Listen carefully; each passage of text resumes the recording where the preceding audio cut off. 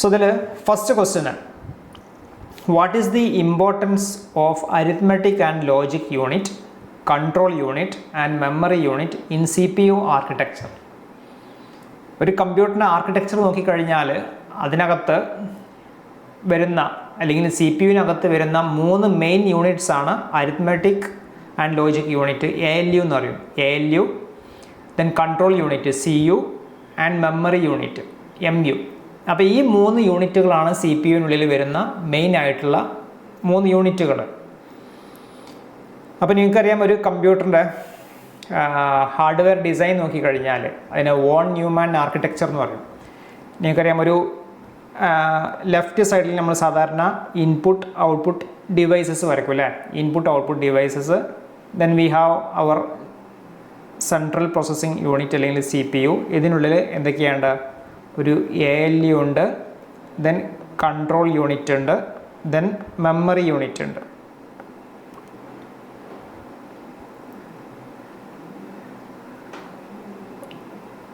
ഇങ്ങനെയാണ് ഇത് വരയ്ക്കുക. So this is our CPU. Then output device and output device.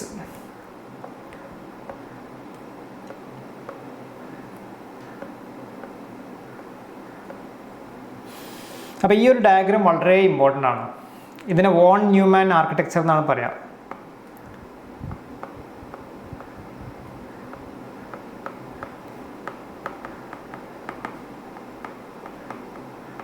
Von Neumann architecture. അതായത് ഇവിടെ നമുക്ക് ലെഫ്റ്റ് സൈഡിൽ ഇൻപുട്ട് ഡിവൈസ് ഉണ്ട്. അതായത് നിങ്ങൾക്കറിയാം, ഒരു കമ്പ്യൂട്ടർ വർക്ക് ചെയ്യണമെന്നുണ്ടെങ്കിൽ അതിന് ഇൻപുട്ട് വല്ലതും കൊടുക്കണം. ഇൻപുട്ട് ഇല്ലാണ്ട് ഒരു ഡിവൈസും വർക്ക് ചെയ്യില്ല. അപ്പോൾ നിങ്ങൾക്ക് കമ്പ്യൂട്ടറിൻ്റെ കേസിലാണെന്നെങ്കിൽ നിങ്ങൾ ഇൻപുട്ടായിട്ട് കീബോർഡിൽ നിന്ന് എന്തെങ്കിലും ഡാറ്റ ഇൻപുട്ട് ചെയ്യാം, അല്ലെങ്കിൽ മൗസ് യൂസ് ചെയ്തിട്ട് എന്തെങ്കിലും ക്ലിക്ക് ഇവൻ്റ് ആയിട്ട് എന്തെങ്കിലും ഡാറ്റ ഇൻപുട്ട് ചെയ്യാം, അല്ലെങ്കിൽ വോയിസ് യൂസ് ചെയ്തിട്ട് എന്തെങ്കിലും ഇൻപുട്ട് കൊടുക്കാൻ പറ്റും. ഓക്കെ, അപ്പോൾ അതൊക്കെ ഡിഫറെൻറ്റ് ടൈപ്സ് ഓഫ് ഇൻപുട്സ് ആണ്. അപ്പോൾ കമ്പ്യൂട്ടറിനകത്തോട്ട് എന്തെങ്കിലും ഇൻപുട്ട് കൊടുത്തു കഴിഞ്ഞെങ്കിൽ മാത്രമേ അത് പ്രോസസ്സ് ചെയ്യാൻ പറ്റുള്ളൂ. കമ്പ്യൂട്ടർ മാത്രമല്ല, എന്ത് ഡിവൈസ് ആയിക്കോട്ടെ. ഇപ്പോൾ ഫോർ എക്സാമ്പിൾ ഒരു മൊബൈലാണെന്നെങ്കിൽ അതും ഒരു സിസ്റ്റമാണ് അല്ലേ. അപ്പോൾ ഈ മൊബൈലിന് എന്തെങ്കിലും ആക്ഷൻ പെർഫോം ചെയ്യണമെന്നില്ല, എന്തെങ്കിലും ഒരു ഓപ്പറേഷൻ പെർഫോം ചെയ്യണമെന്നുണ്ടെങ്കിൽ മൊബൈലിൽ എന്ത് വേണം? ഒരു ഇൻപുട്ട് വേണം അല്ലേ. ഇപ്പോൾ ഫോർ എക്സാമ്പിൾ നിങ്ങൾക്ക് ഒരാളെ കോൾ ചെയ്യണമെന്നുണ്ടെങ്കിൽ നിങ്ങൾ ഇൻപുട്ടായിട്ട് എന്ത് ചെയ്യും? നമ്പർ ഡയൽ ചെയ്യും, അത് ഇൻപുട്ടാണ്. പിന്നെ കോൾ ചെയ്യുക എന്നുള്ളത്, അത് ആ ആക്ടിവിറ്റി നടത്തുന്നത് മൊബൈലാണ് നടത്തുന്നത്, അത് പ്രോസസ്സിംഗ് ആണ്. ഓക്കെ, പിന്നെ ഔട്ട്പുട്ട്, അതിൻ്റെ റിസൾട്ട് എന്താണെന്നുള്ളത്, കോളിംഗ് കംപ്ലീറ്റ് ആയി കഴിഞ്ഞാൽ അല്ലെങ്കിൽ കോളിംഗ് ചെയ്ത് അതിൻ്റെ ആക്ടിവിറ്റി നടത്തുന്നത് അതിൻ്റെ റിസൾട്ടാണ്. അപ്പോൾ ഇതേപോലെ ഒരു കമ്പ്യൂട്ടറിൻ്റെ കേസ് നോക്കിക്കഴിഞ്ഞാൽ കമ്പ്യൂട്ടറിനകത്ത് എന്തെങ്കിലും ഇൻപുട്ടായിട്ട് നിങ്ങൾ ഡാറ്റ പ്രൊവൈഡ് ചെയ്യണം. ആ കൊടുക്കുന്ന ഡാറ്റനെയാണ് കമ്പ്യൂട്ടർ പ്രോസസ്സ് ചെയ്യുക. ഇതന്നെ പ്രോസസ്സ് ചെയ്ത് കഴിഞ്ഞാൽ നിങ്ങൾക്കൊരു റിസൾട്ട് ജനറേറ്റ് ചെയ്യണം. അതാണ് ഔട്ട്പുട്ട് ഡിവൈസിലൂടെയാണ് നിങ്ങൾക്ക് റിസൾട്ട്, അല്ലെങ്കിൽ മോണിറ്റർ യൂസ് ചെയ്തിട്ടാണ് നിങ്ങൾക്ക് റിസൾട്ട് കാണിച്ചു തരിക. അപ്പോൾ ഈ 3 യൂണിറ്റുകൾ അല്ലെങ്കിൽ ഈ 3 ബ്ലോക്ക് വളരെ ഇമ്പോർട്ടൻ്റ് ആണ്. ഇതിനകത്ത് തന്നെ CPU യുവിനകത്ത് വരുന്ന 3 യൂണിറ്റുകളാണ് arithmetic and logic unit, control unit and memory unit. അപ്പോൾ ഇതിൽ അരിത്മെറ്റിക് ആൻഡ് ലോജിക് യൂണിറ്റ് പറഞ്ഞു കഴിഞ്ഞാൽ to perform arithmetic and logical functions or operations. ആ വേർഡിനകത്ത് തന്നെ ഉണ്ടായത് യൂസേജ് എന്താണെന്നുള്ളത്. അരിത്മെറ്റിക് ആൻഡ് ലോജിക്കൽ ഓപ്പറേഷൻസ് ചെയ്യാനും വേണ്ടിയിട്ട് അല്ലെങ്കിൽ ഫങ്ഷൻസ് ചെയ്യാനും വേണ്ടിയിട്ടാണ് ALU യൂണിറ്റ് യൂസ് ചെയ്യുക. അരിത്മെറ്റിക് ഓപ്പറേഷൻസ് എന്തൊക്കെയെന്ന് നിങ്ങൾക്കറിയാം. അഡീഷൻ, സബ്ട്രാക്ഷൻ, മൾട്ടിപ്ലിക്കേഷൻ, ഡിവിഷൻ, ഇതൊക്കെയാണ് അരിത്മെറ്റിക് ഓപ്പറേഷൻസ് അല്ലേ. അഡീഷൻ, സബ്ട്രാക്ഷൻ, മൾട്ടിപ്ലിക്കേഷൻസ്, ഡിവിഷൻ, ഇതെല്ലാം അരിത്മെറ്റിക് ഓപ്പറേഷനാണ്. ലോജിക്കൽ ഓപ്പറേഷൻസ് എന്തൊക്കെയാണ് വരിക? ഇപ്പോൾ for example comparison, less than or equal to, less than, greater than or equal to, not equal to, ഇതുപോലുള്ള comparison operations അല്ലെങ്കിൽ logical operations, അല്ലെങ്കിൽ and operation, or operation, ഇതൊക്കെയാണ് logical operations വരുന്നത്. നിങ്ങൾ ഓൾറെഡി സിയിൽ പഠിച്ചതായിരിക്കും. അപ്പോൾ ഇതുപോലുള്ള ഓപ്പറേഷൻസ് പെർഫോം ചെയ്യാനാണ് arithmetic and logical unit use ചെയ്യുക. ഇനി അടുത്ത് വരുന്നതാണ് കൺട്രോൾ യൂണിറ്റ്. കൺട്രോൾ യൂണിറ്റ് ആണ് CPU യുടെ ഓവറോൾ ആക്ഷൻസ് കൺട്രോൾ ചെയ്യുന്നത്. ഓവറോൾ ഓപ്പറേഷൻസ് അല്ലെങ്കിൽ പെർഫോമൻസ് കൺട്രോൾ ചെയ്യുന്ന ആൾ കൺട്രോൾ യൂണിറ്റ് ആണ്. ഓൾസോ ഈ transfer data and instructions from memory, അതും കൺട്രോൾ ചെയ്യുന്നത് ആരാണ്? കൺട്രോൾ യൂണിറ്റ് ആണ്. നിങ്ങൾക്കറിയാം, പ്രോസസ്സറിന് എന്തെങ്കിലും ഒരു ആക്ടിവിറ്റി ചെയ്യണമെന്നുണ്ടെങ്കിൽ, ഇപ്പോൾ കമ്പ്യൂട്ടറിനകത്ത് ഒരു ആക്ടിവിറ്റി പ്രോസസ്സ് ചെയ്യുന്നത് പ്രോസസ്സറാണ് അല്ലേ, അതിൻ്റെ ബ്രെയിന് അല്ലെങ്കിൽ ആക്ടിവിറ്റി ചെയ്യുന്നത് പ്രോസസ്സറാണ്, അല്ലെങ്കിൽ ഓപ്പറേഷൻ പെർഫോം ചെയ്യുന്നത് പ്രോസസ്സറാണ്. അപ്പോൾ ഞാൻ നേരത്തെ പറഞ്ഞു പ്രോസസ്സറിന് എന്തെങ്കിലും കാര്യങ്ങൾ ചെയ്യണമെന്നുണ്ടെങ്കിൽ പ്രോസസ്സറിന് ഇൻപുട്ട് വേണം. ആ ഇൻപുട്ട് നിങ്ങൾ കീബോർഡിലൂടെ ഇൻപുട്ട് ചെയ്യാം, അല്ലെങ്കിൽ വോയിസ് ആയിട്ട് ഇൻപുട്ട് ചെയ്യാം. ആ ഇൻപുട്ട് നേരെ പോകുന്നത് മെമ്മറിയിലോട്ടാണ് പോവുക. മെമ്മറിയിൽ നിന്നാണ് പ്രോസസ്സർ ഇത് ലോഡ് ചെയ്തിട്ട് കാര്യങ്ങൾ എക്സിക്യൂട്ട് ചെയ്യുക. അല്ലാണ്ട് ഡയറക്റ്റായിട്ട് നേരെ പ്രോസസ്സറിലോട്ട് ഇൻപുട്ട് കൊടുക്കുകയല്ല ചെയ്യാം. ത്രൂ മെമ്മറിയിലൂടെയാണ് ഡാറ്റ കാര്യങ്ങളൊക്കെ പോവുക. ഓക്കെ, അപ്പോൾ പ്രോസസ്സർ മെമ്മറിയിൽ നിന്ന് ഡാറ്റ ഫെച്ച് ചെയ്തിട്ട് എന്ത് ചെയ്യും, അത് എക്സിക്യൂട്ട് ചെയ്യും. ഓക്കെ, അങ്ങനെ ഫെച്ച് ചെയ്ത ഡാറ്റനെ പ്രോസസ്സ് ചെയ്ത് എന്ത് ചെയ്യണം, പ്രോസസ്സ് ചെയ്ത റിസൾട്ട് ഔട്ട്പുട്ട് ഡിവൈസിലോട്ട് ഡിസ്പ്ലേ ചെയ്യിക്കണമെന്നുണ്ടെങ്കിലും ത്രൂ മെമ്മറിയിലൂടെ തന്നെയാണ് പോവുക. അപ്പോൾ ഇവിടെ നോക്കിക്കഴിഞ്ഞാൽ എനിക്കിവിടെ കാണാൻ പറ്റും, ഇവിടെ 2 ആരോ ആണ് വരച്ചിട്ടുള്ളത് അല്ലേ. അതായത് മെമ്മറി യൂണിറ്റിൽ നിന്ന് ഡാറ്റ ഫെച്ച് ചെയ്യും വേണം, അതേപോലെ ഡാറ്റ അങ്ങോട്ട് തിരിച്ച് റൈറ്റ് ചെയ്യും വേണം. അപ്പോൾ ഈ ഒരു ഡാറ്റ ട്രാൻസ്ഫർ കൺട്രോൾ ചെയ്യുന്നതുമാരാണ് കൺട്രോൾ യൂണിറ്റാണ്. അടുത്തത് മെമ്മറി യൂണിറ്റാണ്. മെമ്മറി യൂണിറ്റിൻ്റെ പർപ്പസ് എന്തൊക്കെയാണ്? Store instructions, data and intermediate results. അതായത് നിങ്ങളിപ്പോൾ ഒരു പ്രോഗ്രാം എഴുതിയെന്ന് കരുതുക, ഒരു 10 ലൈനുള്ളൊരു കോഡ് പ്രോഗ്രാം എഴുതിയെന്ന് കരുതുക.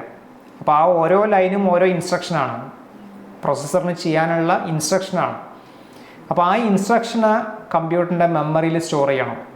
ഇതേപോലെ ഡാറ്റ സ്റ്റോർ ചെയ്യേണ്ടി വരും, CPU-ന് പ്രോസസ്സ് ചെയ്യാനുള്ള ഡാറ്റ സ്റ്റോർ ചെയ്യേണ്ടി വരും. ദെൻ ഇൻ്റർമീഡിയറ്റ് റിസൾട്ട് സ്റ്റോർ ചെയ്യേണ്ടി വരും. അതായത് ഇപ്പോൾ ഫോർ എക്സാമ്പിൾ A = 10 എന്നുള്ളൊരു ഇൻസ്ട്രക്ഷൻ ഉണ്ട്, B = 20 ഉണ്ട് തരുക, C = A+B ഉണ്ടെന്ന് തരുക, D = C-B ഉണ്ടെന്ന് തരുക. ഇങ്ങനെ 4 സ്റ്റേറ്റ്മെൻറ്റ് ഉണ്ടെന്നുണ്ടെങ്കിൽ ഇവിടെ C എന്താണ്? C ഒരു ഇൻ്റർമീഡിയറ്റ് റിസൾട്ടാണ് അല്ലേ, ഒരു ഇൻ്റർമീഡിയറ്റ് റിസൾട്ടാണ്. അതും എന്ത് ചെയ്യണം? അതും മെമ്മറിയിൽ സ്റ്റോർ ചെയ്യണം. അപ്പോൾ ആ സിയുടെ വാല്യൂ കാൽക്കുലേറ്റ് ചെയ്തെങ്കിൽ മാത്രമേ ഈ ഒരു ഇൻസ്ട്രക്ഷൻ എക്സിക്യൂട്ട് ചെയ്യാൻ പറ്റുള്ളൂ, C-B എക്സിക്യൂട്ട് ചെയ്യാം. ഞാൻ വെറുതെ ഒരു എക്സാമ്പിൾ എഴുതുന്നത് മാത്രമേ ഉള്ളൂ. അപ്പോൾ ഇതുപോലുള്ള ഇൻസ്ട്രക്ഷൻസും ഇൻ്റർമീഡിയറ്റ് റിസൾട്ട്സും എല്ലാം കമ്പ്യൂട്ടറിൻ്റെ മെമ്മറിയിൽ സ്റ്റോർ ചെയ്യേണ്ടി വരും. അത് മെമ്മറി യൂണിറ്റിൻ്റെ പർപ്പസാണ്. അപ്പോൾ പ്രോസസ്സറിന് എന്തെങ്കിലും ഡാറ്റ പ്രോസസ്സ് ചെയ്യണമെന്നുണ്ടെങ്കിൽ മെമ്മറിയിൽ പോയിട്ട് ഡാറ്റ ഫെച്ച് ചെയ്യണം, ദെൻ പ്രോസസ്സ് ചെയ്യണം, പ്രോസസ്സ് ചെയ്ത് തിരിച്ച് മെമ്മറിയിലോട്ട് തന്നെ ഡാറ്റ റൈറ്റ് ചെയ്യണം. അപ്പോൾ ഇതാണ് വളരെ ഇമ്പോർട്ടൻ്റ് ആയിട്ടുള്ള CPU-നകത്ത് വരുന്ന 3 യൂണിറ്റുകൾ: arithmetic and logic unit, control unit and memory unit. അടുത്തത് ഞാൻ നേരത്തെ പറഞ്ഞ പോലെ ഇത് വളരെ ഇമ്പോർട്ടൻ്റ് ആണ്. ഈ ഒരു മെമ്മറി ഹൈറാർക്കി വളരെ ഇമ്പോർട്ടൻ്റ് ആണ്. ഈ ഒരു ഡയഗ്രാം നോക്കിക്കഴിഞ്ഞാൽ നിങ്ങൾക്ക് കംപ്ലീറ്റ് കുറേ കാര്യങ്ങൾ ആൻസർ ചെയ്യാൻ പറ്റും. ചിലപ്പോൾ ഇതൊരു essay ആയിട്ട് ചോദിക്കുകയാണെങ്കിൽ തന്നെ നിങ്ങൾക്ക് ഇതിനകത്ത് ഈ ഒരു ഡയഗ്രാം നോക്കിക്കഴിഞ്ഞാൽ നിങ്ങൾക്ക് essayക്കുള്ള കാര്യം എഴുതാൻ ഇതിൽ നിന്ന് കിട്ടും.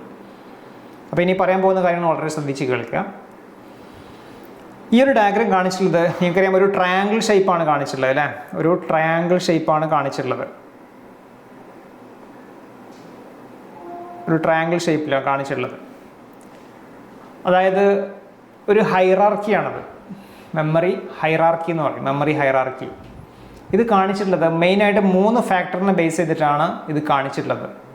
അതായത് cost, access speed, then storage capacity. ഈ 3 കാര്യങ്ങളെ ബേസ് ചെയ്തിട്ടാണ് ഈ ഒരു ഡയഗ്രാം കാണിച്ചിട്ടുള്ളത്. Cost, access speed and storage capacity. അപ്പോൾ ഇവിടെ നിന്ന് ഈ ഒരു ഡയഗ്രാം നോക്കിക്കഴിഞ്ഞാൽ ഇവിടെ അതിന് മേലെ ടോപ്പിൽ ഞാനിവിടെ എഴുതിയിട്ടുണ്ട് ഹൈ, ദെൻ ഹൈ, ലോ. അതായത്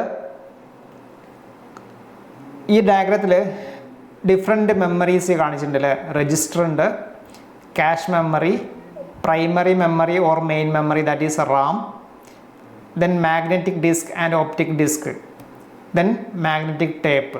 ഇങ്ങനെ ഡിഫറെൻറ്റ് ടൈപ്സ് ഓഫ് മെമ്മറീസ് കാണിച്ചിട്ടുണ്ട്. അപ്പോൾ ഇവിടെ പ്രൈമറി മെമ്മറി എന്ന് പറഞ്ഞു കഴിഞ്ഞാൽ എന്താണ്? അത് റാം ആണ്. Then magnetic disk and optic disk എന്ന് പറഞ്ഞാൽ ഹാർഡ് ഡിസ്ക് ആകാം, അല്ലെങ്കിൽ നമ്മളെ ഓപ്റ്റിക് ഡിസ്ക് ആകാം അല്ലെ, DVD എല്ലാം ഈ ഒരു കാറ്റഗറിയിൽ വരുന്നതാണ്. ദെൻ മാഗ്നറ്റിക് ടേപ്പ് ഉണ്ട്, അതായത് പഴയ കാലങ്ങളിലൊക്കെ യൂസ് ചെയ്തിരുന്ന മെമ്മറി ഏരിയ. അതായത് നിങ്ങൾ ഗ്രാമഫോൺ കേട്ടിട്ടുണ്ടായിരിക്കും, ഗ്രാമഫോൺ പഴയ കാര്യങ്ങളൊക്കെ പാട്ട് കേൾക്കാൻ വേണ്ടി യൂസ് ചെയ്തിരുന്നതാണ് ഗ്രാമഫോൺ. അതുപോലെ കാസറ്റ് ഉണ്ടായിരിക്കും, കാസറ്റ് ടേപ്പ് റെക്കോർഡറിൽ യൂസ് ചെയ്യുന്ന കാസറ്റ്. ഇതൊക്കെ മാഗ്നറ്റിക് ടേപ്പിന് എക്സാമ്പിളാണ്. ഒരു റിബൺ ആ റിബണിൻ്റെ മേലെ മാഗ്നറ്റിക് കോട്ടിംഗ് ഉണ്ടായിരിക്കും. മാഗ്നറ്റിക് കോട്ടിംഗ് യൂസ് ചെയ്തിട്ടാണ് ഡാറ്റ അതിനകത്ത് സ്റ്റോർ ചെയ്യുക. അപ്പോൾ അതൊക്കെ മാഗ്നറ്റിക് ടേപ്പിന് എക്സാമ്പിളാണ്. അപ്പോൾ നിങ്ങൾക്ക് ഈ ഡയഗ്രം നോക്കിക്കഴിഞ്ഞാൽ ഒരു ഹൈറാർക്കിക്കൽ സ്ട്രക്ചറാണ് കാണിച്ചിട്ടുള്ളത്. ഈ hierarchical structure based on 3 factors ആണ്. ഒന്ന് കോസ്റ്റ്, സെക്കൻഡ് ആക്സസ് സ്പീഡ്, മൂന്നാമത്തത് സ്റ്റോറേജ് കപ്പാസിറ്റി ആണ്. ഇനി അഗെയിൻ ഇതിനെ തന്നെ നിങ്ങൾക്കറിയാം മെമ്മറിയിൽ 2 ക്ലാസിഫിക്കേഷനാണ് മെയിനായിട്ട് വരുന്നത് അല്ലേ. അതായത് പ്രൈമറി മെമ്മറി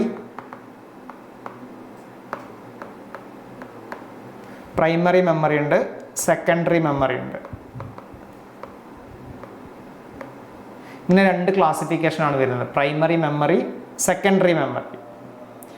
അപ്പോൾ ഇവിടെ ഈ കാണിച്ചിട്ടുള്ളത് പ്രൈമറി മെമ്മറിയാണ്. Primary memory. ഈ കാണിച്ചിട്ടുള്ളത് സെക്കൻഡറി മെമ്മറിയാണ്. Secondary memory.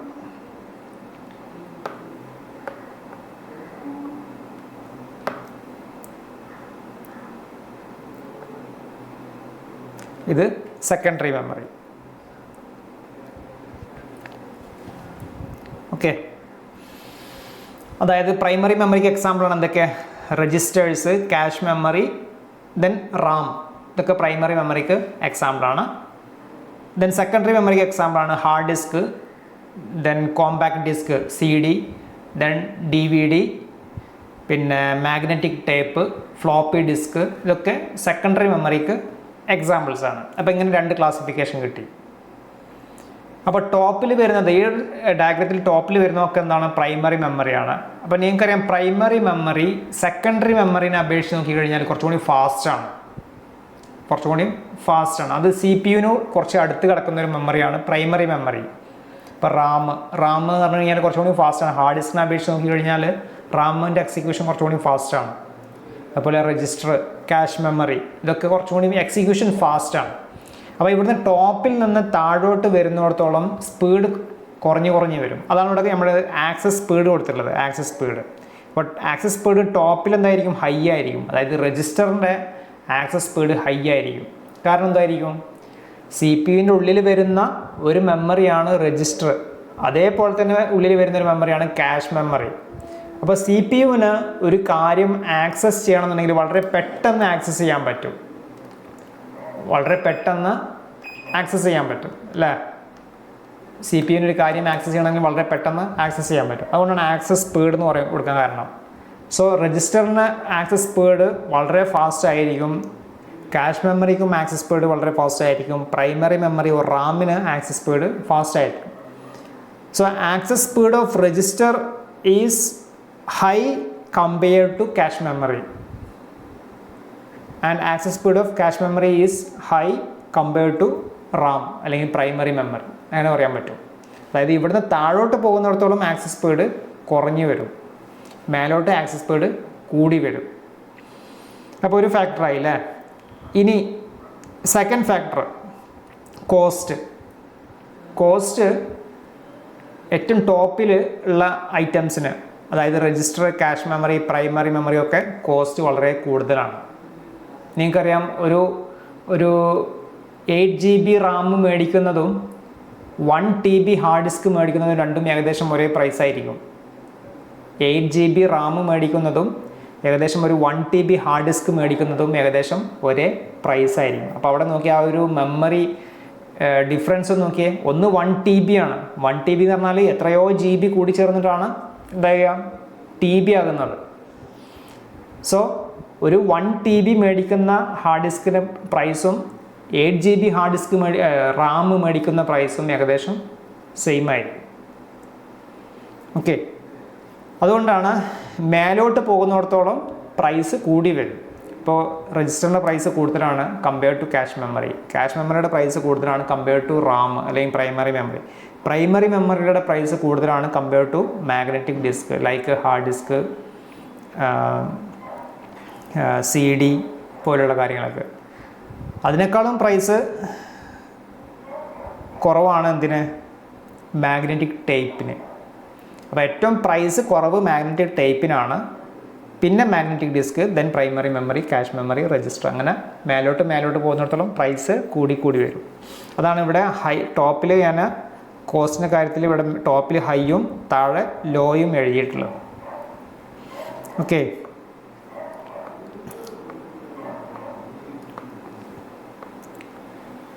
ഇതേപോലെ തന്നെ മൂന്നാമത്തെ ഫാക്ടറാണ് സ്റ്റോറേജ് കപ്പാസിറ്റി. അതായത് രജിസ്റ്ററിൻ്റെ സ്റ്റോറേജ് കപ്പാസിറ്റി എന്ന് പറഞ്ഞാൽ വളരെ ചെറുതാണ്. അത് നമ്മൾ സാധാരണ ബിറ്റിലൊക്കെയാണ് പറയാറ്. ചിലപ്പം 8 ബിറ്റ്, അല്ലെങ്കിൽ 16 ബിറ്റ്, അല്ലെങ്കിൽ 32 ബിറ്റ്, അല്ലെങ്കിൽ 64 ബിറ്റ്. അങ്ങനെ ബിറ്റിലാണ്, നമ്പർ ഓഫ് ബിറ്റ്സിലാണ്. അത്രയും വളരെ ചെറുതാണ് രജിസ്റ്ററിൻ്റെ കപ്പാസിറ്റി സൈസ് എന്ന് പറഞ്ഞു കഴിഞ്ഞാൽ. ക്യാഷ് മെമ്മറിയുടെ കപ്പാസിറ്റി അതിനേക്കാളും കുറച്ചും കൂടി കൂടുതലാണ്. പ്രൈമറി മെമ്മറി അല്ലെങ്കിൽ റാമിൻ്റെ കപ്പാസിറ്റി അതിനേക്കാളും കുറച്ചും കൂടി കൂടുതലാണ്. ഇപ്പം നിങ്ങൾക്കറിയാം, റാം സാധാരണ 4 GB റാം, അല്ലെങ്കിൽ 8 GB റാം, അല്ലെങ്കിൽ 2 GB റാം, അങ്ങനെ സൈസിലാണ് സാധാരണ ഇപ്പോൾ മാർക്കറ്റിൽ അവൈലബിൾ ആയിട്ടുള്ളത് അല്ലേ. ഹാർഡ് ഡിസ്കിൻ്റെ കപ്പാസിറ്റിയോ, hard disk 8 GB hard disk കൊണ്ടൊന്നും നിങ്ങൾക്ക് ഒന്നും ചെയ്യാൻ പറ്റില്ല കമ്പ്യൂട്ടറിനകത്ത്. നോർമലി 256 ഹാർഡ് ഡിസ്ക് ഉണ്ട്, GB ഹാർഡ് ഡിസ്ക് ഉണ്ട്, അല്ലെങ്കിൽ 512 GB ഹാർഡ് ഡിസ്ക് ഉണ്ട്, ദെൻ 1 TB ഹാർഡ് ഡിസ്ക് ഉണ്ട്. അങ്ങനെ സൈസ് കൂടുതലാണ് കമ്പയർഡ് ടു റാം. പിന്നെ മാഗ്നറ്റിക് ടേപ്പിൻ്റെ ഹാർഡ് ഡിസ്ക് കപ്പാസിറ്റി പറഞ്ഞാൽ അതിനേക്കാളും കുറച്ചും കൂടി കൂടുതലാണ്. ഓക്കെ, അപ്പോൾ സ്റ്റോറേജ് കപ്പാസിറ്റി താഴോട്ട് വരുന്നിടത്തോളം കൂടി വരും, മേലോട്ട് കുറഞ്ഞു വരും. അപ്പോൾ ഈ ഒരു ഡയഗ്രാം വരച്ച് കഴിഞ്ഞാൽ നിങ്ങൾക്ക് ഇതിൽ നിന്ന് കുറേ കാര്യങ്ങൾ എക്സ്പ്ലെയിൻ ചെയ്യാൻ പറ്റും. മെയിനായിട്ടും ഈ 3 ഫാക്ടർ ഓർത്ത് വെച്ചാൽ മതി: cost, access speed, then storage capacity. ഈ 3 ഫാക്ടറിനെ ബേസ് ചെയ്തിട്ടാണ് ഈ ഒരു ട്രയാങ്കിൾ വരച്ചിട്ടുള്ളത്. ക്ലിയർ ആണല്ലോ അല്ലേ? അതേപോലെ തന്നെ 2 ക്ലാസിഫിക്കേഷൻ വരുന്നത് primary memory and secondary memory. ഈ 2 ക്ലാസിഫിക്കേഷൻ, ഇതിൻ്റെയൊക്കെ എക്സാമ്പിൾസും നിങ്ങൾക്ക് എഴുതാൻ പറ്റും അല്ലേ. ഇപ്പോൾ രജിസ്റ്ററിൻ്റെ കേസിൽ നിങ്ങൾക്ക് എന്തൊക്കെ എക്സാമ്പിൾസ് എഴുതാൻ പറ്റും? അക്യുമുലേറ്റർ രജിസ്റ്റർ ഉണ്ട്, പ്രോഗ്രാം കൗണ്ടർ. അത് നമുക്ക് അടുത്ത ടോപ്പിക്കിൽ വരുന്നുണ്ട്, അടുത്ത മൊഡ്യൂളിൽ വരുന്നുണ്ട്. Different types of registers. എക്സാമ്പിളിന് വേണമെങ്കിൽ നിങ്ങൾക്ക് ഈ ഒരു മൊഡ്യൂളിൽ വേണമെങ്കിൽ എക്സാമ്പിൾ എഴുതാം. Accumulator register, program counter, stack pointer എന്നൊക്കെ പറഞ്ഞിട്ട് കുറച്ച് രജിസ്റ്റേഴ്സ് വരുന്നുണ്ട്. ഫ്ലാഗ് രജിസ്റ്റർ, അതൊക്കെ നിങ്ങൾക്ക് രജിസ്റ്റേഴ്സിന് എക്സാമ്പിളായിട്ട് എഴുതാൻ പറ്റും. ക്യാഷ് മെമ്മറിക്ക് തന്നെ L1 ക്യാഷ് ഉണ്ട്, L2 ക്യാഷ് ഉണ്ട്, level 1 cache, level 2 cache. Primary മെമ്മറിക്ക് എക്സാമ്പിളാണ് റാം, നിങ്ങളുടെ കമ്പ്യൂട്ടറിനകത്തുള്ള റാം. ദെൻ മാഗ്നറ്റിക് ഡിസ്കിനുള്ള എക്സാമ്പിൾസാണ് hard disk, then floppy disk, compact disk, digital versatile disk, അതായത് DVD, ഇങ്ങനെയുള്ള കമ്പോണൻസൊക്കെ മാഗ്നറ്റിക് ഡിസ്കിന് എക്സാമ്പിൾസാണ്. മാഗ്നറ്റിക് ആൻഡ് ഓപ്റ്റിക്കൽ ഡിസ്ക് കേട്ടോ, കാരണം CD-യും DVD-യും യൂസ് ചെയ്യുന്നത് ഓപ്റ്റിക്കൽ ടെക്നോളജിയാണ് യൂസ് ചെയ്യുന്നത്. പിന്നെ മാഗ്നറ്റിക് ടേപ്പിന് എക്സാമ്പിളാണ് ഡിസ്ക് യൂസ്ഡ് ഇൻ ഗ്രാമഫോൺ, അതുപോലെ cassette used in tape recorder. ഇതൊക്കെ മാഗ്നറ്റിക് ടേപ്പിന് എക്സാമ്പിൾസാണ്. അപ്പോൾ ഈ ഒരു ഡയഗ്രാം നിങ്ങൾ ഓർത്ത് വെക്കുക, അത് വളരെ ഇമ്പോർട്ടൻ്റ് ആണ്. നിങ്ങൾക്ക് ഇതിനകത്ത് നിന്ന് കുറേ ഇഷ്ടംപോലെ ക്വസ്റ്റ്യൻസ് നിങ്ങൾക്ക് ആൻസർ ചെയ്യാൻ പറ്റും. Then explain virtual memory and it's advantages. Explain virtual memory and it's advantages. ഇത് വളരെ ഇമ്പോർട്ടൻ്റ് ആണ്, വെർച്വൽ മെമ്മറിയുടെ കൺസെപ്റ്റ്. അപ്പോൾ ഈ ഒരു സബ്ജക്റ്റ് നിങ്ങൾ ഫൗണ്ടേഷൻസ് ഓഫ് കമ്പ്യൂട്ടിംഗ് എന്നുള്ള സബ്ജക്റ്റ് ഞാൻ മുമ്പ് റെഗുലർ ക്ലാസ്സിൽ പറഞ്ഞതായിരുന്നു. ഫൗണ്ടേഷൻസ് ഓഫ് കമ്പ്യൂട്ടിംഗ് എന്നുള്ള സബ്ജക്റ്റ് പഠിക്കുന്നത് നിങ്ങൾക്ക് ഇനി ഹയർ സെമസ്റ്ററിൽ നിങ്ങൾക്ക് വരാൻ പോകുന്ന സബ്ജക്റ്റുകളുടെ ഒരു ഫൗണ്ടേഷനാണ്, അതായത് ബേസിക്സ് ആണ്, ഒരു അടിത്തറ എന്നൊക്കെ പറയും. അപ്പോൾ ഈ ഒരു സബ്ജക്റ്റ് പഠിച്ചു കഴിഞ്ഞാൽ നിങ്ങൾക്ക് ഹയർ സെമസ്റ്ററിൽ ഇനി വരാൻ പോകുന്ന കുറച്ച് സബ്ജക്റ്റുകളുണ്ട്. എക്സാമ്പിൾ പറഞ്ഞാൽ കമ്പ്യൂട്ടർ നെറ്റ്വർക്സിലുള്ള കാര്യങ്ങൾ നിങ്ങൾ അതിൻ്റെ ബേസിക്സ് ഈ ഒരു സബ്ജക്റ്റ് പഠിക്കുന്നുണ്ട്. ഓപ്പറേറ്റിംഗ് സിസ്റ്റം, അതിൻ്റെ ബേസിക്സ് നിങ്ങൾ ഈ ഒരു സബ്ജക്റ്റ് പഠിക്കുന്നുണ്ട്.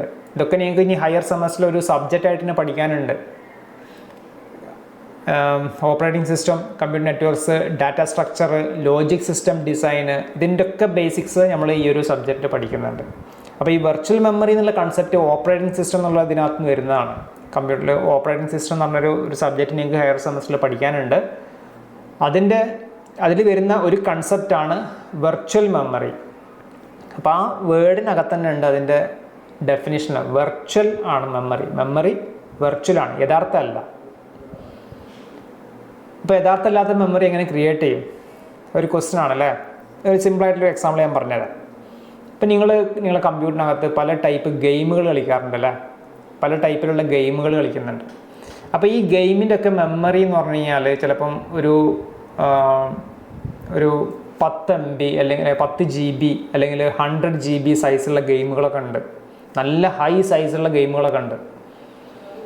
അപ്പോൾ നിങ്ങൾക്കറിയാം കമ്പ്യൂട്ടറിനകത്ത് ഒരു കാര്യം പ്രോസസ്സ് ചെയ്യണമെങ്കിൽ, കമ്പ്യൂട്ടറിന് ഒരു കാര്യം എക്സിക്യൂട്ട് ചെയ്യണമെന്നുണ്ടെങ്കിൽ അത് ഹാർഡ് ഡിസ്കിൽ നിന്ന് എന്ത് ചെയ്യണം, കമ്പ്യൂട്ടറിൻ്റെ പ്രൈമറി മെമ്മറി ആയിട്ടുള്ള റാമിനകത്തോട്ട് ലോഡ് ചെയ്യണം അല്ലേ. എപ്പോഴും ഡാറ്റ സ്റ്റോർ ചെയ്യുന്നത് ഹാർഡ് ഡിസ്കിനകത്താണ്, പെർമനൻ്റ് ആയിട്ട് ഡാറ്റ സ്റ്റോർ ചെയ്യുക. ഹാർഡ് ഡിസ്കിൻ്റെ പർപ്പസ് എന്താണ്? പെർമനൻ്റ് ആയിട്ട് ഡാറ്റ മിസ്സാവാണ്ട് ഡാറ്റ സ്റ്റോർ ചെയ്യുന്ന ഒരു ലൊക്കേഷനാണ് ഹാർഡ് ഡിസ്ക്. അത് പവർ ഓഫ് ചെയ്ത് കഴിഞ്ഞാലും ഹാർഡ് ഡിസ്കിനകത്ത് ഡാറ്റ ഉണ്ടായിരിക്കും. പക്ഷേ റാമിൻ്റെ കേസ് അങ്ങനെയല്ല, പവർ ഓഫ് ചെയ്ത് കഴിഞ്ഞാൽ ഡാറ്റ മിസ്സായി പോകും. ഇപ്പോൾ റാം വോളട്ടൈലാണ്, ഹാർഡ് ഡിസ്ക് നോൺ വോളട്ടൈലാണ്. നിങ്ങൾ ഡെഫിനേഷൻ മുമ്പ് പഠിച്ചതായിരിക്കും, volatile and non volatile. Volatile എന്ന് പറഞ്ഞു കഴിഞ്ഞാൽ പവർ ഓഫ് ചെയ്ത് കഴിഞ്ഞാൽ ഡാറ്റ മിസ്സായി പോകുന്നതാണ് വോളട്ടൈൽ. അതിന് എക്സാമ്പിളാണ് റാം, പ്രൈമറി മെമ്മറി.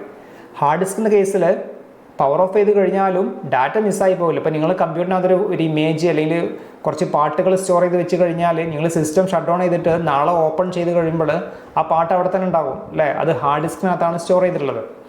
അപ്പോൾ ഇനി നിങ്ങൾക്ക് ആ പാട്ട് കേൾക്കണം എന്നുണ്ടെങ്കിൽ, പാടി തുടങ്ങണം എന്നുണ്ടെങ്കിൽ എന്ത് ചെയ്യണം, ഹാർഡ് ഡിസ്കിൽ നിന്ന് റാമിനകത്തോട്ട് ലോഡ് ചെയ്യും, കമ്പ്യൂട്ടറിൻ്റെ പ്രൈമറി മെമ്മറിയിലോട്ട് ലോഡ് ചെയ്യും. ഈ പ്രൈമറി മെമ്മറിയിൽ നിന്നാണ് CPU ലോഡ് ചെയ്യുന്നത്, CPU എടുക്കുന്നത്. അപ്പോൾ CPU എടുത്തു കഴിഞ്ഞാൽ CPU പിന്നെ അത് എക്സിക്യൂട്ട് ചെയ്യാം, CPU അത് പാട്ട് പാടാൻ തുടങ്ങാം, എക്സിക്യൂട്ട് ചെയ്യാൻ പറ്റും. അപ്പോൾ അങ്ങനെയാണ് ഇതിൻ്റെ എക്സിക്യൂഷൻ ഫ്ലോ വരുന്നത്.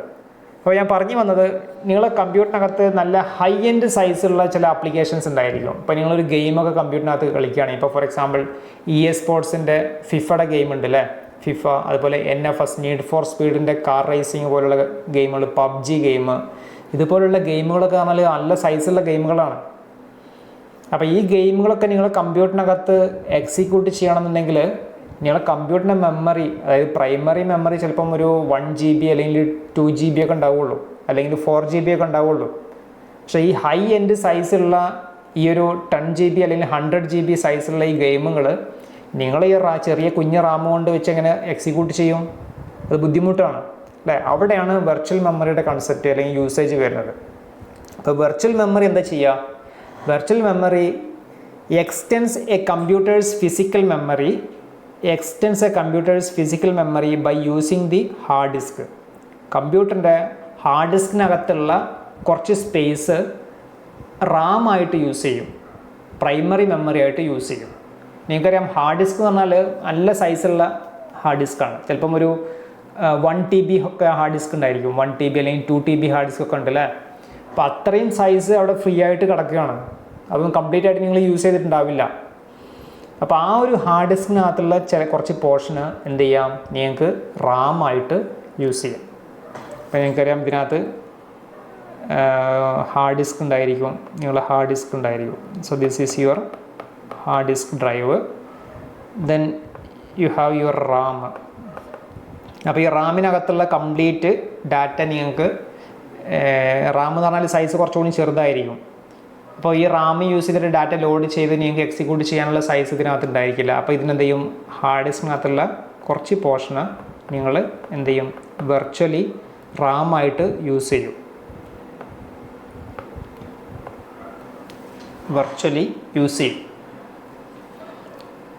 ഓക്കെ. അപ്പോൾ അതാണ് virtual memory. So extends a computer's physical memory or RAM by using the hard disk space. So it allows a computer to run programs that require more memory than the computer's RAM. Computer റാമിനേക്കാളും കൂടുതൽ memory വരുന്ന application നിങ്ങൾക്ക് execute ചെയ്യണമെന്നുണ്ടെങ്കിൽ you have to extend the space used by the റാമിൻ്റെ memory എന്ത് ചെയ്യണം, extend ചെയ്യണം. അപ്പോൾ അത് എക്സ്റ്റെൻഡ് ചെയ്യണമെങ്കിൽ നിങ്ങൾക്ക് വേറെ റാം മേടിച്ച് കൊടുന്ന് കമ്പ്യൂട്ടറിനകത്ത് ഇൻസ്റ്റാൾ ചെയ്യാൻ പറ്റുമൊന്നുമില്ല. അപ്പോൾ എന്ത് ചെയ്യാം, അവൈലബിൾ ആയിട്ടുള്ള നിങ്ങളെ ഹാർഡ് ഡിസ്കിൻ്റെ സ്പേസ് യൂസ് ചെയ്തിട്ട് എന്ത് ചെയ്യാം, നിങ്ങൾക്ക് അതിനെ പ്രൈമറി മെമ്മറി ആയിട്ട് യൂസ് ചെയ്ത് എക്സിക്യൂട്ട് ചെയ്യാൻ പറ്റും. അതാണ് വെർച്വൽ മെമ്മറിയുടെ കൺസെപ്റ്റ്. വളരെ സിമ്പിളായിട്ടാണ് ഞാൻ പറഞ്ഞിട്ടുള്ളത്, ക്ലിയർ ആണല്ലേ? ഓക്കെ, അത് വെർച്വലി ആണ്, ആ വേർഡിനകത്ത് തന്നെ ഉണ്ട് അതിൻ്റെ ഡെഫിനേഷൻ, വെർച്വലി ആണ്. ഇനി പറയാനുള്ളത് ഡിഫറെൻറ്റ് ടൈപ്സ് ഓഫ് റോംസ് ആണ്. Different types of read only memory. അപ്പോൾ റീഡ് ഓൺലി ആ വേർഡിനകത്ത് തന്നെ ഉണ്ട് റീഡ് ഓൺലി മെമ്മറിയാണ്. അതായത് നിങ്ങൾക്ക് അതിനകത്ത് നിന്ന് ഡാറ്റ വായിക്കാൻ മാത്രമേ ആക്സസ് ചെയ്യാൻ മാത്രമേ പറ്റുള്ളൂ. അതിനകത്തുള്ള ഡാറ്റ നിങ്ങൾക്ക് ചേഞ്ച് ചെയ്യാനുള്ള പെർമിഷൻ ഇല്ല, ചേഞ്ച് ചെയ്യാൻ പറ്റില്ല. അതുകൊണ്ടാണ് റീഡ് ഓൺലി മെമ്മറി എന്ന് പറയാൻ കാരണം. പക്ഷേ ഇപ്പോൾ ലേറ്റസ്റ്റ് ആയിട്ട് വരുന്ന റോമുകളെല്ലാം നിങ്ങൾക്ക് ചേഞ്ച് ചെയ്യാൻ പറ്റും.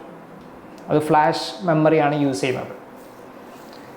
അപ്പോൾ ഡിഫറെൻറ്റ് ടൈപ്സ് ഓഫ് റോംസ് ഏതൊക്കെയാണെന്ന് ചോദിച്ചു കഴിഞ്ഞാൽ ഫസ്റ്റ് വണ്ണ് പി റോം ആണ്. P ROM means programmable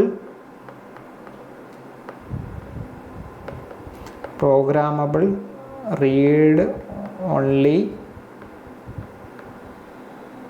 memory. ROM എന്ന് പറഞ്ഞാൽ എന്താണ്? Read only മെമ്മറിയാണ്.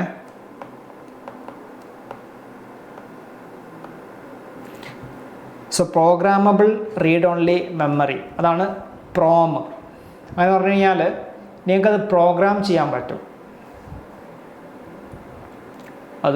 പ്രോഗ്രാം ചെയ്യാൻ പറ്റും എന്ന് പറഞ്ഞു കഴിഞ്ഞാൽ എന്താണ്? അതിനകത്ത് ഡാറ്റ നിങ്ങൾക്ക് സ്റ്റോർ ചെയ്യാൻ പറ്റും. നിങ്ങൾക്ക് അതിനകത്തുള്ള ഡാറ്റ പ്രോഗ്രാം ചെയ്ത് സ്റ്റോർ ചെയ്ത് വെക്കാൻ പറ്റും. അതാണ് പ്രോഗ്രാമബിൾ റീഡ് ഓൺലി മെമ്മറി എന്ന് പറയാൻ കാരണം. അടുത്ത് വരുന്ന ക്ലാസിഫിക്കേഷനാണ് erasable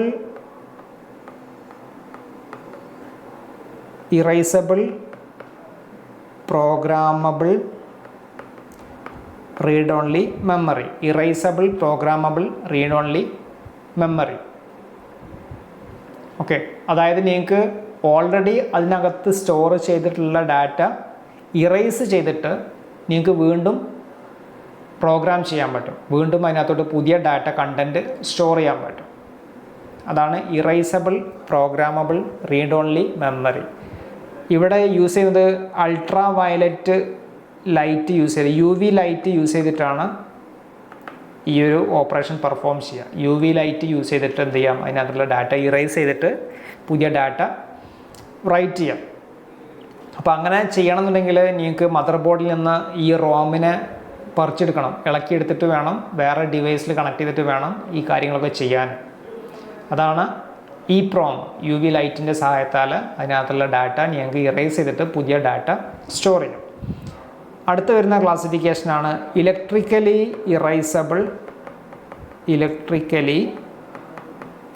erasable programmable ROM. Electrically erasable programmable ROM, EEPROM. EEPROM എന്ന് പറഞ്ഞാൽ നിങ്ങൾക്ക് ഇപ്പോൾ യൂസ് ചെയ്യുന്ന ഫ്ലാഷ് മെമ്മറി നിങ്ങൾ കണ്ടായിരിക്കും. പെൻ ഡ്രൈവ് ഒക്കെ ഒരു ഫ്ലാഷ് മെമ്മറിക്ക് എക്സാമ്പിളാണ്. അതേപോലെ ബയോസ് റോം. അവിടെ നിങ്ങൾക്ക് കമ്പ്യൂട്ടറിനകത്ത് പവർ ഉള്ളിടത്തോളം കാലം നിങ്ങൾക്ക് ബയോസ് ചേഞ്ച് ചെയ്യാൻ പറ്റുന്നുണ്ട് അല്ലേ? ബയോസിനകത്തുള്ള കണ്ടൻറ്റ് നിങ്ങൾക്ക് ചേഞ്ച് ചെയ്യാൻ പറ്റുന്നുണ്ട്. അതിന് ആ റോം ചിപ്പ് നിങ്ങൾക്ക് മദർ ബോർഡിൽ നിന്ന് ഊരിയെടുക്കേണ്ട ആവശ്യമില്ല. അതിനകത്തുള്ള ബയോസിനകത്തുള്ള കണ്ടൻറ്റ് ചേഞ്ച് ചെയ്യണമെന്നുണ്ടെങ്കിൽ അതിനകത്ത് പവർ കൊടുത്താൽ, ഇലക്ട്രിക്കൽ സിഗ്നൽ കൊടുത്തു കഴിഞ്ഞാൽ നിങ്ങൾക്ക് എന്ത് ചെയ്യാൻ പറ്റും? അതിനകത്തുള്ള കണ്ടൻറ്റ് ചേഞ്ച് ചെയ്യാൻ പറ്റും. അതുകൊണ്ടാണ് ഇതിനെ electrically erasable programmable read only memory എന്ന് പറയാൻ കാരണം. അപ്പോൾ നമ്മൾ ഫസ്റ്റ് പറഞ്ഞ പ്രോം ഉണ്ടല്ലോ, പ്രോഗ്രാമബിൾ റീഡ് ഓൺലി മെമ്മറി, ഇതിനകത്ത് യൂസ് ചെയ്യുന്നത് ഫ്യൂസസ് ആണ് യൂസ് ചെയ്യുക. Fuses diodes. അപ്പോൾ അത് ഫ്യൂസസ് ബേൺഡ് ഫ്യൂസും ഉണ്ട്, അൺബേൺഡ് ഫ്യൂസും ഉണ്ട്. നിങ്ങൾക്കറിയാം ഇതിൻ്റെ മെമ്മറിയിൽ ഡാറ്റ സ്റ്റോർ ചെയ്യുന്നത് എന്താണ്? ബൈനറി വാല്യൂസ് ആണല്ലേ, 1s and 0s, 1ഉം 0ഉം ആണ് സ്റ്റോർ ചെയ്യുന്നത്. അപ്പോൾ ബേൺഡ് ഫ്യൂസും ഉണ്ട്, അൺബേൺഡ് ഫ്യൂസും ഉണ്ട്. ബേൺഡ് അതായത് ഓഫായിട്ടുള്ള ഫ്യൂസ് കത്തിയ ഫ്യൂസുകൾ ഉണ്ടാവുമല്ലോ. സോ ബേൺഡ് ഫ്യൂസ് ഉണ്ട്. So it represents value 0. Unburned fuse ഉണ്ട്, അൺബേൺഡ് ഫ്യൂസ് അതായത് 1. ഇപ്പോൾ 0ഉം 1ഉം അങ്ങനെയാണ് സ്റ്റോർ ചെയ്യുന്നത്. അതായത് ബേൺഡ് ഫ്യൂസ്, ഇപ്പോൾ 2 ബേൺഡ് ഫ്യൂസ് ഉണ്ടെന്നുണ്ടെങ്കിൽ അതിൻ്റെ മീനിങ് എന്താണ്? 0 0. അൺബേൺഡ് ഫ്യൂസ് വരികയാണെങ്കിൽ അത് 1 ആയി. സോ 0 0 1. അപ്പോൾ അങ്ങനെ സീരീസ് ഓഫ് ഫ്യൂസസ് വെച്ചിട്ടാണ് എന്ത് ചെയ്യുക? പ്രോമിനകത്തുള്ള വാല്യൂ സ്റ്റോർ ചെയ്യുന്നത്. ഓക്കെ, ഈ പ്രോമിൻ്റെ കേസിലാണെങ്കിൽ UV ലൈറ്റിൻ്റെ സഹായത്താൽ അതിനകത്തുള്ള ഡാറ്റ ചേഞ്ച് ചെയ്യാൻ പറ്റും. അതങ്ങനെ ചേഞ്ച് ചെയ്യണമെന്നുണ്ടെങ്കിൽ നിങ്ങൾ ആ ഒരു ചിപ്പ് മദർ ബോർഡിൽ നിന്ന് ഇളക്കിയെടുത്തിട്ട് വേറെ ഡിവൈസിൽ കണക്ട് ചെയ്തിട്ട് വേണം പ്രോഗ്രാം ചെയ്യാൻ. ദെൻ ഈ EEPROM ആണെങ്കിൽ ഇലക്ട്രിക്കലി ഇറൈസബിൾ പ്രോഗ്രാമബിൾ റോം എന്ന് പറയും. ഇലക്ട്രിക്കലി ഇറൈസബിൾ പ്രോഗ്രാമബിൾ റോം, അതായത് ഇലക്ട്രിക്കൽ സിഗ്നൽ കൊടുത്തിട്ട് എന്ത് ചെയ്യാൻ പറ്റും, ഞങ്ങൾക്ക് കണ്ടന്റ് ചേഞ്ച് ചെയ്യാൻ പറ്റും.